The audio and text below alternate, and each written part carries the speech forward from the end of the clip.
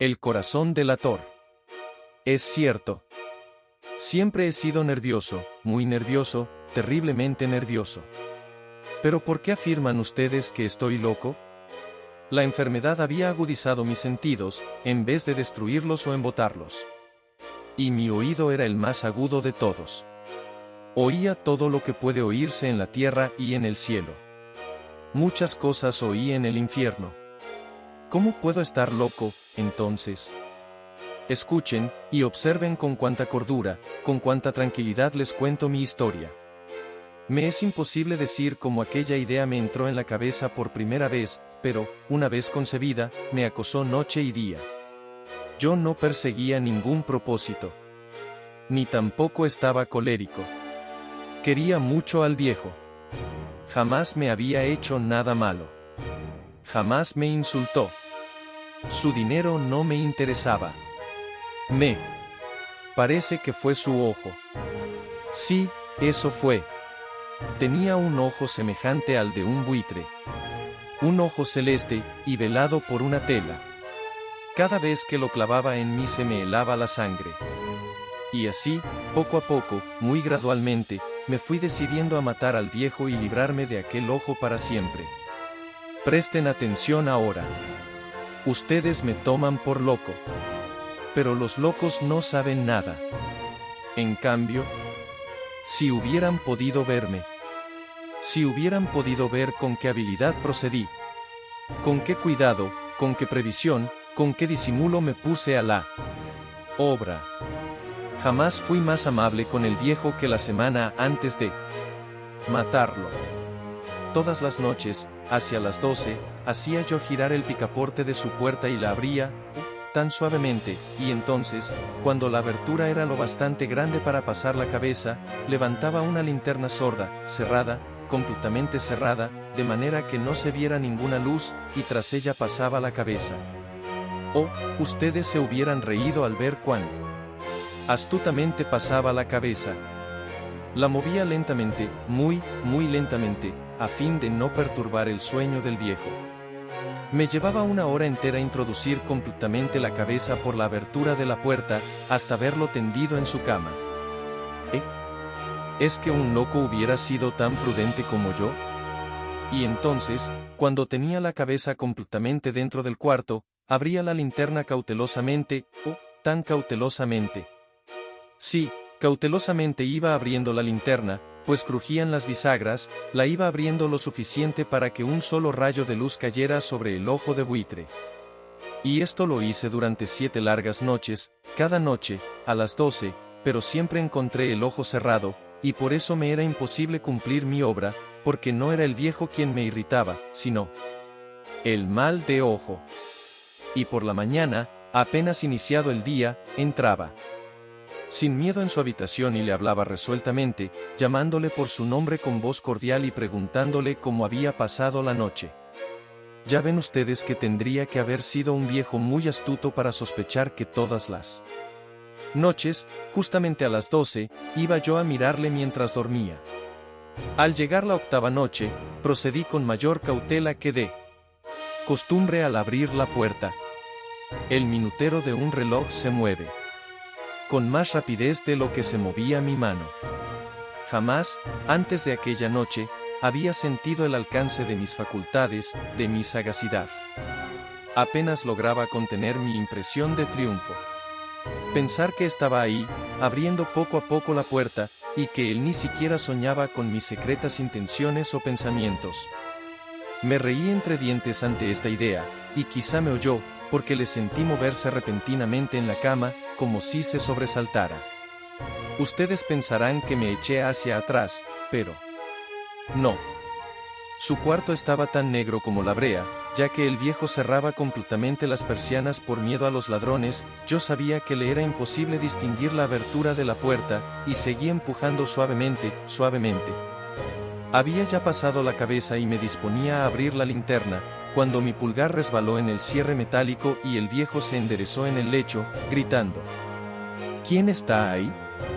Permanecí inmóvil, sin decir palabra. Durante una hora entera no moví un solo músculo, y en todo ese tiempo no oí que volviera a tenderse en la cama. Seguía sentado, escuchando. Tal como yo lo había hecho, noche tras noche, mientras escuchaba en la pared los taladros cuyo sonido anuncia la muerte. Oí de pronto un leve quejido, y supe que era el quejido que nace del terror. No expresaba dolor o pena, no. Era el ahogado sonido que brota del fondo del alma cuando el espanto la sobrecoge. Bien conocía yo ese sonido. Muchas noches, justamente a las 12, cuando el mundo entero dormía, surgió de mi pecho, ahondando con su espantoso eco los terrores que me enloquecían. Repito que lo conocía bien. Comprendí lo que estaba sintiendo el viejo y le tuve lástima, aunque me reía en el fondo de mi corazón. Comprendí que había estado despierto desde el primer leve ruido, cuando se movió en la cama. Había tratado de decirse que aquel ruido no era nada, pero sin conseguirlo. Pensaba, no es más que el viento en la chimenea, o un grillo que chirrió una sola vez. Sí, había tratado de darse ánimo con esas suposiciones, pero todo era en vano. Todo era en vano, porque la muerte se había aproximado a él, deslizándose furtiva, y envolvía a su víctima. Y la fúnebre influencia de aquella sombra imperceptible era la que le movía a sentir, aunque no podía verla ni oírla, a sentir la presencia de mi cabeza dentro de la habitación. Después de haber esperado largo tiempo, con toda paciencia, sin oír que volviera a acostarse, resolví abrir una pequeñísima ranura en la linterna. Así lo hice, no pueden imaginarse ustedes con qué cuidado, con qué inmenso cuidado, hasta que un fino rayo de luz, semejante al hilo de la araña, brotó de la ranura y cayó de lleno sobre el ojo de buitre. Estaba abierto de par en par. Y yo empecé a enfurecerme mientras le miraba. Le vi con toda claridad, de un azul apagado y con aquella horrible tela que me helaba hasta el tuétano.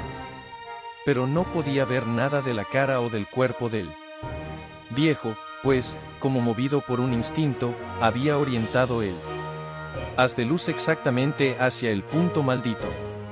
No les he dicho ya que lo que toman erradamente por locura ¿es solo una excesiva agudeza de los sentidos? En aquel momento llegó a mis oídos un resonar apagado y presuroso, como el que podría hacer un reloj envuelto en algodón. Aquel sonido también me era familiar. Era el latir del corazón del viejo. Aumentó aún más mi furia, tal como el redoblar de un tambor estimula el coraje de un soldado. Pero, incluso entonces, me contuve y seguí callado. Apenas si respiraba. Sostenía la linterna de modo que no se moviera, tratando de mantener con toda la firmeza posible el haz de luz sobre el ojo. Entretanto, el infernal latir del corazón iba en aumento. Se hacía cada vez más rápido, cada vez más fuerte, momento a momento. El espanto del viejo tenía que ser terrible. Cada vez más fuerte, más fuerte. ¿Me siguen ustedes con atención? Les he dicho que soy nervioso. Sí, lo soy. Y ahora, a medianoche, en el terrible silencio de aquella antigua casa, un resonar tan extraño como aquel me llenó de un horror incontrolable. Sin embargo, me contuve todavía algunos minutos y permanecí inmóvil. Pero el latido crecía cada vez más fuerte, más fuerte. Me pareció que aquel corazón iba a estallar. Y una nueva ansiedad se apoderó de mí. Algún vecino podía escuchar aquel sonido. La hora del viejo había sonado. Lanzando un alarido, abrí del todo la linterna y me precipité en la habitación. El viejo clamó una vez, nada más que una vez. Me bastó un segundo para arrojarle al suelo y echarle encima el pesado colchón. Sonreí alegremente al ver lo fácil que me había resultado todo. Pero, durante varios minutos, el corazón siguió latiendo con un sonido ahogado. Claro que no me preocupaba, pues nadie podría escucharlo a través de las paredes. Cesó, por fin, de latir. El viejo había muerto. Levanté el colchón y examiné el cadáver. Sí, estaba muerto, completamente muerto. Apoyé la mano sobre el corazón y la mantuve así largo tiempo. No se sentía el menor latido. El viejo estaba bien muerto. Su ojo no volvería a molestarme. Si ustedes continúan tomándome por loco, dejarán de hacerlo cuando les describa las astutas precauciones que adopté para esconder el cadáver. La noche avanzaba, mientras yo cumplía mi trabajo con rapidez, pero en silencio. Ante todo descuarticé el cadáver. Le corté la cabeza, brazos y piernas. Levanté luego 3 planchas del piso de la habitación y escondí los restos en el hueco. Volví a colocar los tablones con tanta habilidad que ningún ojo humano, ni siquiera el suyo, hubiera podido advertir la menor diferencia. No había nada que lavar, ninguna mancha, ningún rastro de sangre. Yo era demasiado precavido para eso. Una cuba había recogido todo, ja, ja. Cuando hube terminado mi tarea eran las 4 de la madrugada, pero seguía tan oscuro como a medianoche. En momentos en que se oían las campanadas de la hora, golpearon a la puerta de la calle. Acudí a abrir con toda tranquilidad, pues, ¿qué podía temer ahora?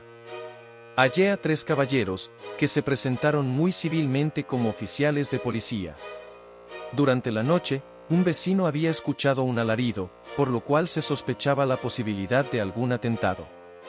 Al recibir este informe en el puesto de policía, habían comisionado a los 3 agentes para que registraran el lugar. Sonreí, pues, ¿qué tenía que temer? Di la bienvenida a los oficiales y les expliqué que yo había lanzado aquel grito durante una pesadilla. Les hice saber que el viejo se había ausentado a la campaña. Llevé a los visitantes a recorrer la casa y los invité a que revisaran bien. Finalmente, acabé conduciéndolos a la habitación del muerto. Les mostré sus caudales intactos y cómo cada cosa se hallaba en su lugar. En el entusiasmo de mis confidencias traje sillas a la habitación y pedí a los 3 caballeros que descansaran allí de su fatiga, mientras yo mismo, con la audacia de mi perfecto triunfo, colocaba mi silla en el exacto punto bajo el cual reposaba el cadáver de mi víctima. Los oficiales se sentían satisfechos. Mis modales los habían convencido. Por mi parte, me hallaba perfectamente cómodo. Sentáronse y hablaron de cosas comunes, mientras yo les contestaba con animación. Mas, al cabo de un rato, empecé a notar que me ponía pálido y deseé que se marcharan. Me dolía la cabeza y creía percibir un zumbido en los oídos, pero los policías continuaban sentados y charlando. El zumbido se hizo más intenso, seguía resonando y era cada vez más intenso. Hablé en voz muy alta para librarme de esa sensación, pero continuaba lo mismo y se iba haciendo cada vez más clara, hasta que, al fin, me di cuenta de que aquel sonido no se producía dentro de mis oídos. Sin duda, debí de ponerme muy pálido, pero seguí hablando con creciente soltura y levantando mucho la voz. Empero, el sonido aumentaba, ¿y qué podía hacer yo? Era un resonar apagado y presuroso, un sonido como el que podría hacer un reloj envuelto en algodón. Yo jadeaba, tratando de recobrar el aliento, y, sin embargo, los policías no habían oído nada. Hablé con mayor rapidez, con vehemencia, pero el sonido crecía. Continuamente. Me puse en pie y discutí sobre insignificancias en voz muy alta y con violentas gesticulaciones, pero el sonido crecía continuamente. ¿Por qué no se iban? Anduve de un lado a otro, a grandes pasos, como si las observaciones de aquellos hombres me enfurecieran, pero el sonido crecía continuamente. ¡Oh, Dios! ¿Qué podía hacer yo? Lancé espumarajos de rabia, maldije, juré. Balanceando la silla sobre la cual me había sentado, raspé con ella las tablas del piso, pero el sonido sobrepujaba todos los otros y crecía sin cesar. Más alto, más alto, más alto. Y entre tanto los hombres seguían charlando plácidamente y sonriendo. ¿Era posible que no oyeran? ¡Santo Dios! No, no. Claro que oían y que sospechaban. Sabían, y se estaban burlando de mi horror. Sí, así lo pensé y así lo pienso hoy. Pero cualquier cosa era preferible a aquella agonía. Cualquier cosa sería más tolerable que aquel escarnio. No podía soportar más tiempo sus sonrisas hipócritas. Sentí que tenía que gritar o morir, y entonces, otra vez, escuchen, más fuerte, más fuerte, más fuerte, más fuerte. Basta ya de fingir, malvados. Aullé. Confieso que lo maté. Levanten esos tablones. Ahí, ahí. Donde está latiendo su horrible corazón.